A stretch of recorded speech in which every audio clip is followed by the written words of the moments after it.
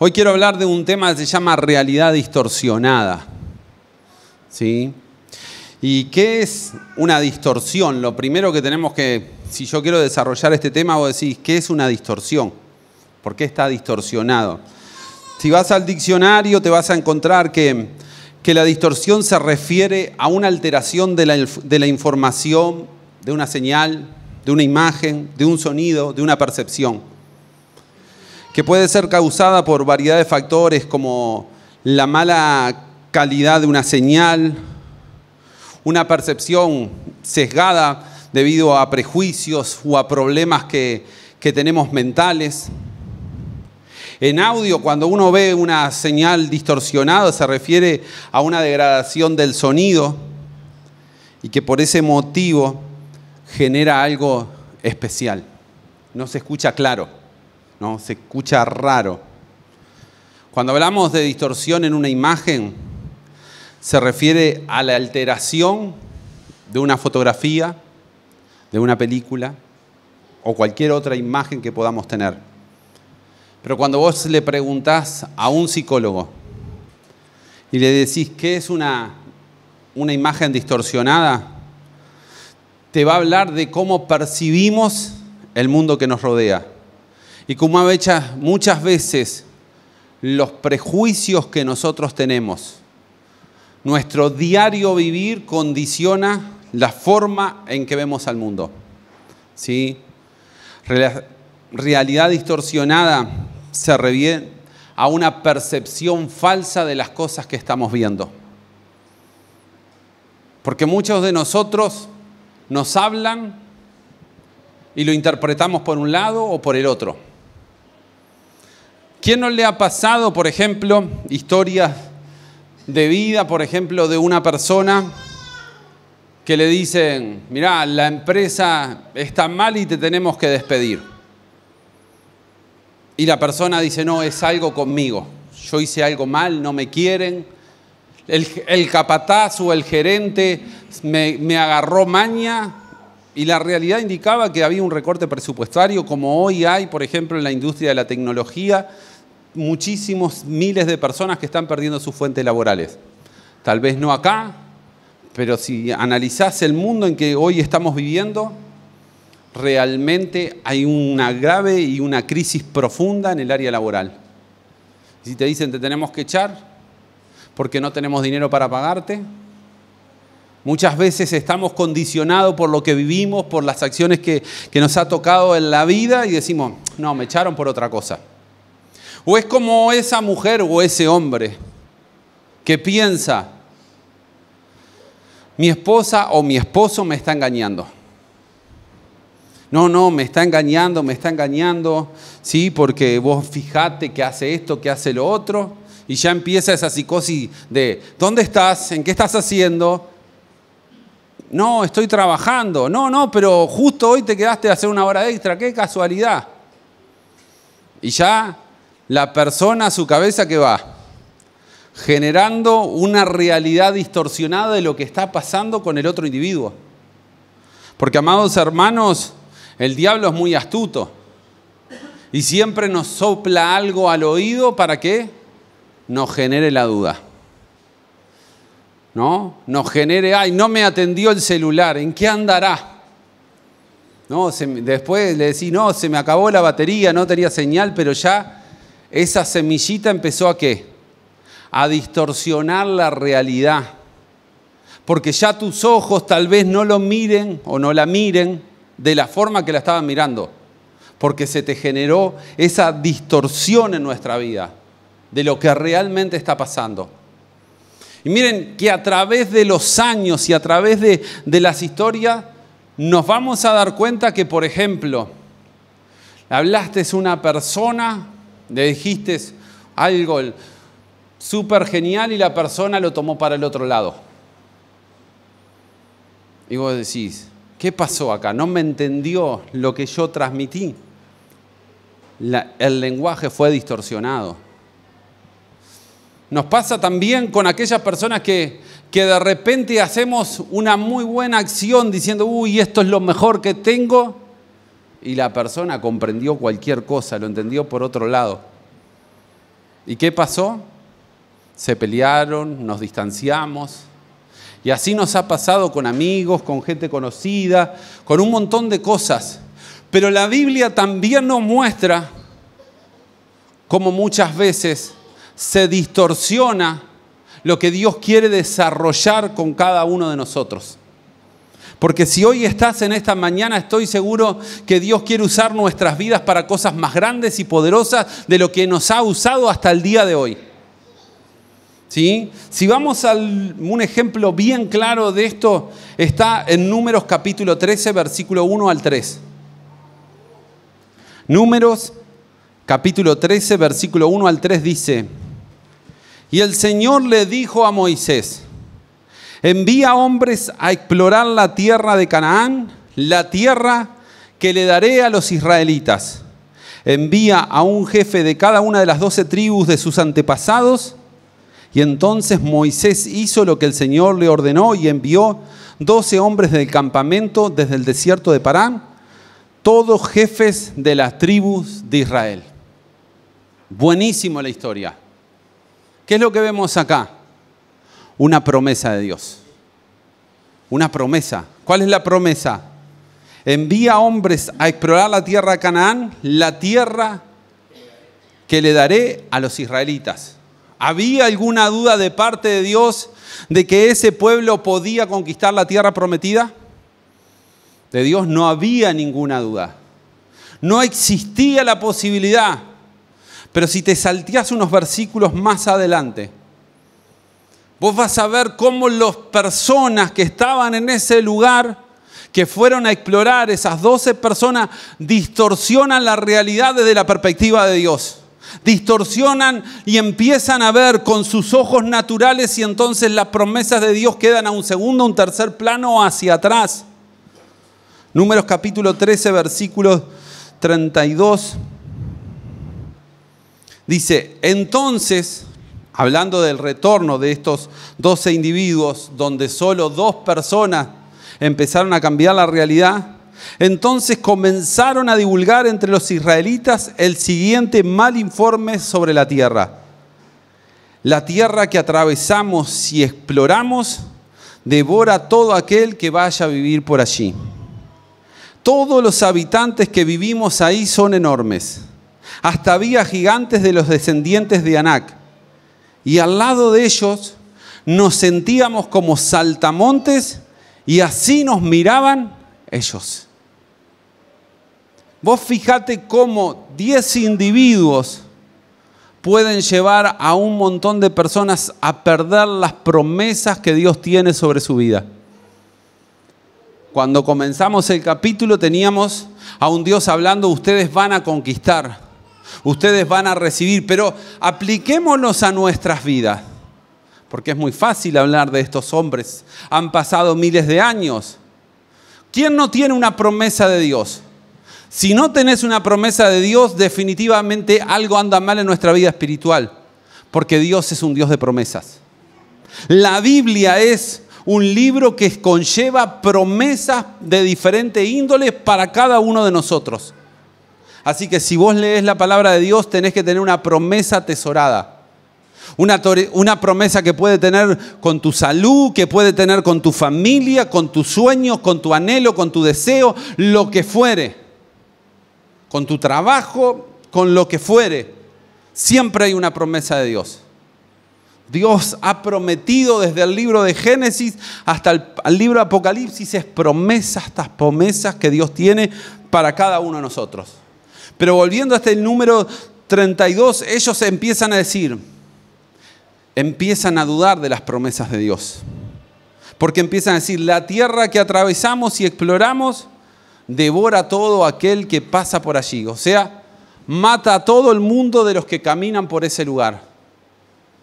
En definitiva, si lo aplicamos a nuestras vidas, ¿qué podríamos decir? Lo que Dios me ha prometido no se va a cumplir nunca porque yo no tengo las condiciones, porque no tengo las cualidades, porque no soy la persona idónea para cumplir lo que Dios me ha prometido. Y eso es lo que el enemigo quiere, que se meta en nuestra mente, que se atesore en el corazón, porque si él logra eso, ganó la batalla. Porque para que Dios obre, ¿qué es lo que necesitamos nosotros? Fe. ¿Fe en qué? ¿En cómo me siento? No. Fe en su palabra, fe en su promesa, fe en cada palabra que ha salido de la boca de Dios. Pero el problema es que nosotros somos iguales. A mí me pasa. Dios me habla promesas y yo empiezo a ver la realidad. Tus hijos van a ser una bendición. Y vos mirás para el costado y ves que el hijo del vecino termina borracho todos los días, que la vecina de al lado, su hija termina drogada. Y vos decís, de acá, de este barrio, no puede salir. Que esa promesa se cumpla en nuestras vidas. Pero recordá que Dios nos dice que Él visita con bendición hasta la segunda y tercera generación. En la medida que nosotros le podamos creer a nuestro Dios. En la medida que tengamos confianza en ese Dios maravilloso que tiene cosas hermosas para cada uno de nosotros. Pero la mente distorsiona las palabras de Dios, distorsiona la realidad y nos olvidamos que Dios es mucho más grande, que Dios es mucho más poderoso, que Dios tiene la capacidad de hacer con nosotros cosas imposibles. Pero lo que es imposible para el ser humano, para Dios es posible.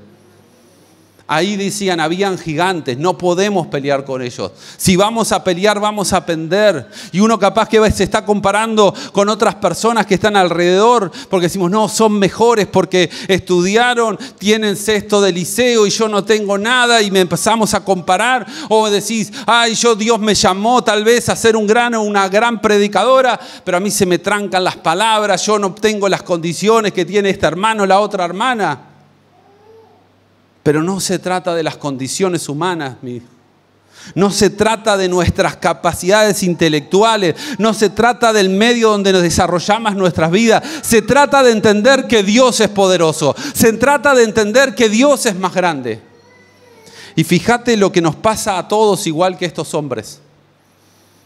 Dice, al lado de ellos nos sentíamos como saltamontes. Algunas versiones como la Reina Valera lo va a traducir como nos sentíamos como langostas.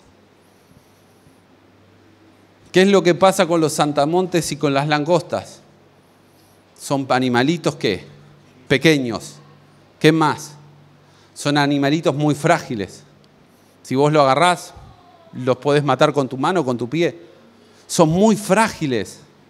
Y nosotros muchas veces empezamos a distorsionar las cosas que Dios nos ha prometido. Porque el apóstol Pablo nos dice, todo lo puedo porque Cristo me fortalece, pero yo no puedo enfrentar la situación con mi vecino, no puedo enfrentar la situación con mi padre, no puedo enfrentar la situación en mi trabajo porque seguro que me van a echar. Y empezamos a distorsionar las promesas que Dios tiene para nuestras vidas. Y nos empezamos a sentir, ¿qué? Súper pequeños. Súper pequeños. Y entonces, ¿saben qué pasó? Cuando algo se te mete en la cabeza, si Dios, por más que te hable, por más que vos quieras, ya está ahí, ya se atesoró. Y si bajó al corazón, olvídate, nadie te lo va a sacar. Nadie te lo va a sacar. Y cuando vos te crees pequeño o pequeña por la vida que te tocó vivir, por los problemas que enfrentamos, por nuestro pasado que nos lleva y que de alguna manera, aunque Dios nos ha hecho una nueva criatura, nos ha hecho seres nuevos, vuelve desde el pasado y te dice, no, pero vos, ¿qué vas a esperar algo grande si vos naciste en el cerro? Si vos naciste en estos barrios tan duros, si hubieras nacido en Carrasco, si hubieras nacido en Pocito, la historia sería diferente. Pero no, mi hermano. La diferencia que tenemos vos y yo y que el resto no tiene es que tenemos un Dios que pelea por nosotros. Tenemos un Dios que nos acompaña, un Dios que hace lo imposible en nuestras vidas. Pero ¿dónde peleamos nuestras verdaderas batallas? No las peleamos en la iglesia.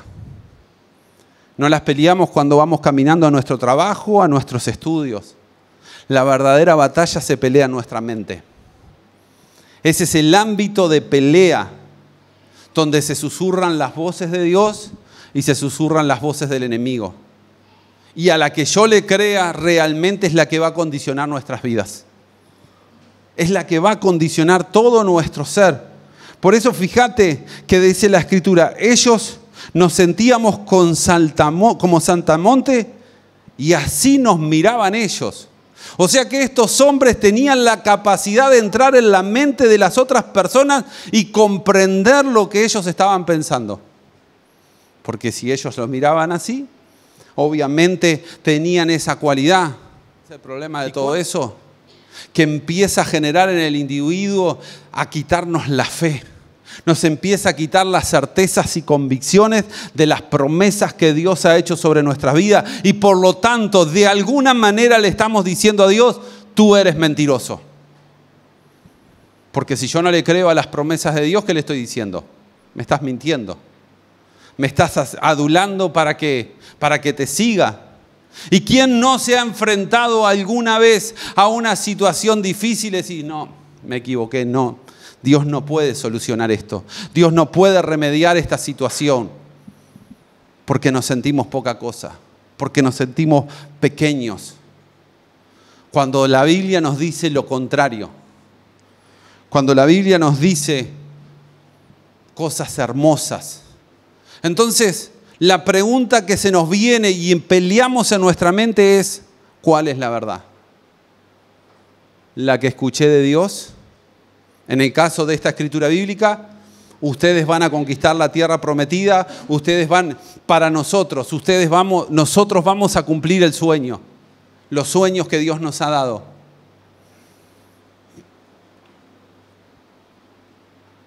O empezamos a decir, yo no nací para ser feliz. Yo no puedo cumplir mis sueños. Tengo 51 años, ya está, ya estoy de vuelta. Tengo 30, pero no estudié. ¿Quién me va a aceptar?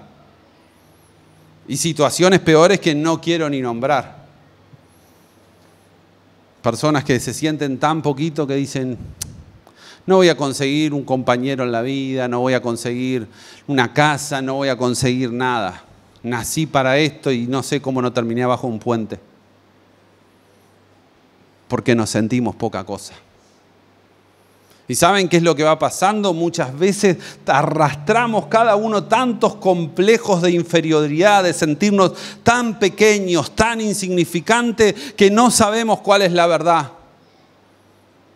Pero hay una única verdad.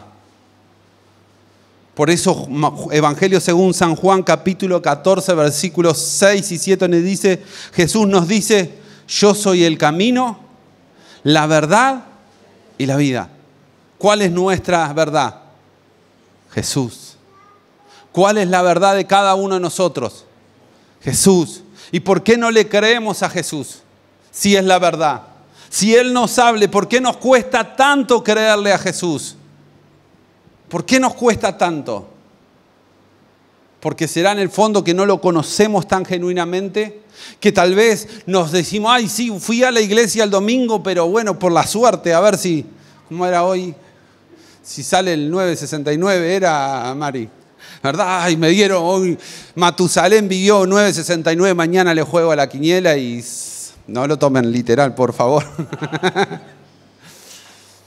Ay, me dio suerte ir a la iglesia. No. Si yo no desarrollo una relación con Dios, si yo no aprendo a escuchar su voz, nunca voy a saber la verdad de Dios para mi vida. Y puede venir un profeta, puede venir un pastor, un referente, pero si vos no tenés tus bases aplantadas en el Cristo de la gloria, vamos a ir para acá, vamos a ir para allá. Un día te van a decir una cosa, un día te van a decir otra completamente diferente. Porque no sé cuál es mi verdad. La verdad es la promesa o lo que yo pienso, o lo que yo siento. Y esos son los conflictos. Pero tenemos que entender que Dios es mucho más grande para cada uno de nosotros. Dios es perfecto para cada una de nuestras vidas.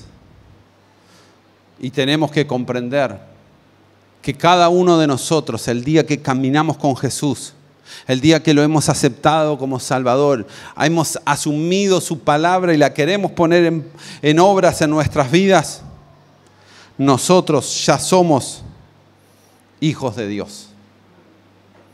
Y fíjate lo que dice el Evangelio según San Juan en el capítulo 1, versículo 10 y versículo 3 al 13 dice: vino al mismo mundo que él había creado, pero el mundo no lo reconoció. Vino a los propios pueblos y hasta ellos lo rechazaron. Pero a todos los que creyeron en él lo recibieron y les dio el derecho de llegar a ser hijos de Dios. ¡Wow! Y vos decís, ¿de qué me sirve ser hijo de Dios? ¿Quiénes somos padres acá? ¿O madres? La gran mayoría de los que estamos acá. Si tu hijo te pide un caramelo, ¿no hacemos el esfuerzo y se lo compramos? ¿Quién no ha hecho un esfuerzo extra por un hijo? Decís, no puedo, pero no sé cómo, pero lo voy a hacer. Y ni te digo cuando empiezan a crecer. Yo tengo una hija que ahora me dice, quiero un celular, este y este otro. Y de alguna manera uno hace esfuerzos que a veces no se pueden. Pero por un hijo lo hacemos. Pero si te viene el vecino y te dice, regálame un celular, ¿qué le vamos a decir? Andá a pedírselo a tu familia. ¿O no? Salvo que sea alguien muy especial. Generalmente no atendemos a eso, pero a nuestros hijos, ¿qué? Hacemos el esfuerzo.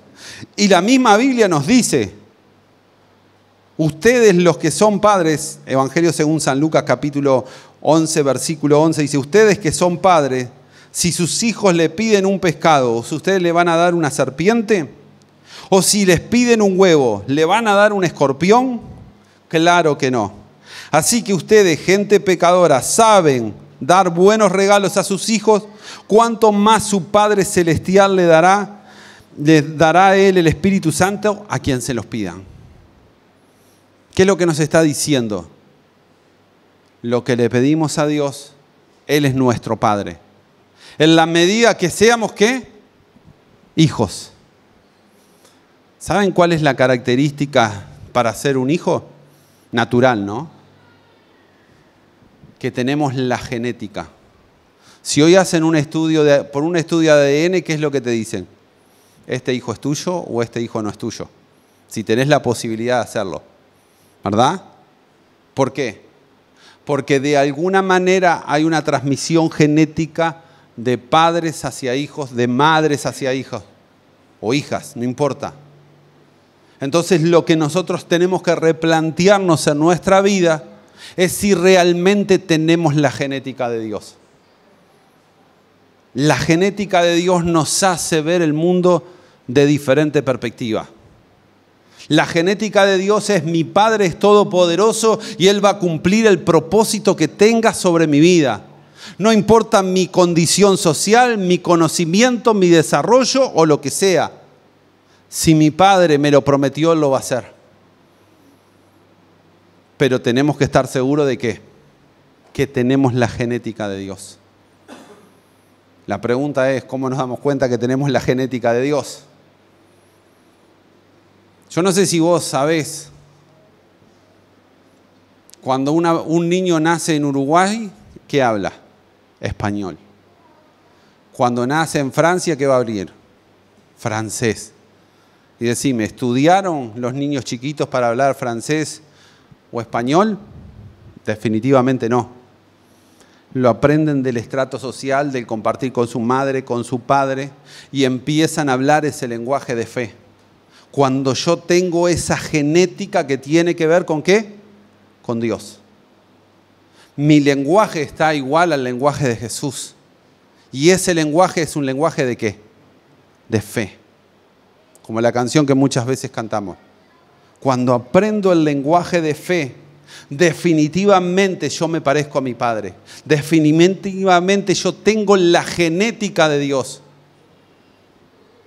El problema es que tenemos que aprender a hablar ese lenguaje. Porque si yo empiezo a hablar, no lo voy a alcanzar, no voy a poder. Y empezamos a frustrarnos y nos empezamos a sentir mal.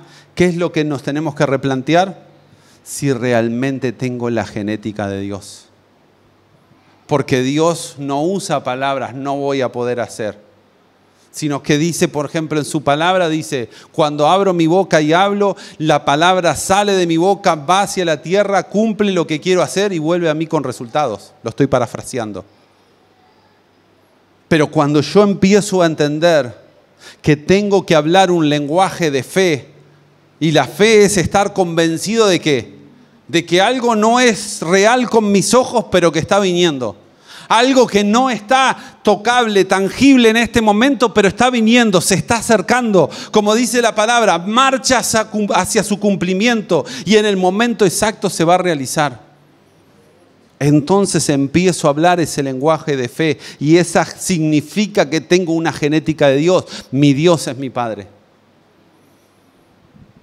Y esos hombres y mujeres Dios los mira con agrado. Porque la Biblia dice que sin fe es imposible agradar a Dios. Por eso muchas veces tenemos que desechar esos pensamientos. Soy como langosta. Soy pequeño, no sirve para nada. Las langostas cuando aparecen en el campo, ¿qué son, canario? Son plaga. Son plaga. Diciendo, en definitiva está diciendo, soy una plaga. Cambia esos lenguajes. Yo soy un hombre o una mujer bendecido. Yo soy un hombre que Dios me va a prosperar en la economía, en lo emocional y en lo espiritual. Las 3 áreas de la bendición, alma, cuerpo y espíritu. Y si alguna de esas no anda bien, seguimos clamando, seguimos orando hasta que lo podamos recibir. Pero cambiemos nuestra mentalidad. Vos decís, bueno, pero yo ya tengo muchos años. Dios llamó a Moisés con 80 años. Y por 40 años hizo la obra de Dios. Nadie tiene garantizado un día más de vida. Pero sí podemos movernos cuando crucemos la puerta en fe. Empezá a accionar la fe, porque la Biblia dice la fe sin el obrar, sin el accionar está muerta. Y empezá a creerle a Dios a cada promesa que Dios te ha hecho, porque estoy seguro que Él la va a cumplir. Estoy seguro que Él la va a realizar en la medida que empecemos a cambiar nuestra realidad. Pero hagamos una oración todos juntos. Hagamos una oración para que Dios nos bendiga, para que Dios obre en nuestras vidas, para que empecemos a cambiar la mentalidad. Esa mentalidad de sentirte poca cosa, de sentirte insignificante, de sentirte pequeña, pequeño. Sos una gran hija o hijo de Dios. Y tal vez en algún momento te pase como a Jesús, que escuche la voz de Dios que diga, estoy complacido por lo que estás haciendo. Estoy complacido por lo que estás realizando en la vida. Dios, bueno, he compartido tu palabra, Señor. Esa palabra que muchas veces, Dios mío, no nos deja ver la realidad según tus ojos, Dios, sino distorsionamos todo lo que está pasando. Distorsionamos todo lo que ha pasado en nuestro entorno, Señor. Pero hoy pedimos que podamos alinearnos a tus promesas, que podamos ver nuestra vida no por lo que me cuenta el vecino, no por lo que me cuenta mi compañero de trabajo, familiar, no por lo que me cuenta mis amigos, sino por lo que tu palabra dice para nuestras vidas. Señor, por cada promesa que sale de tu boca, Dios mío, eso levanta mi vida, eso me hace caminar en fe, eso me sigue a desarrollar cosas grandes y poderosas para cada uno de nosotros. Ayúdanos, Dios.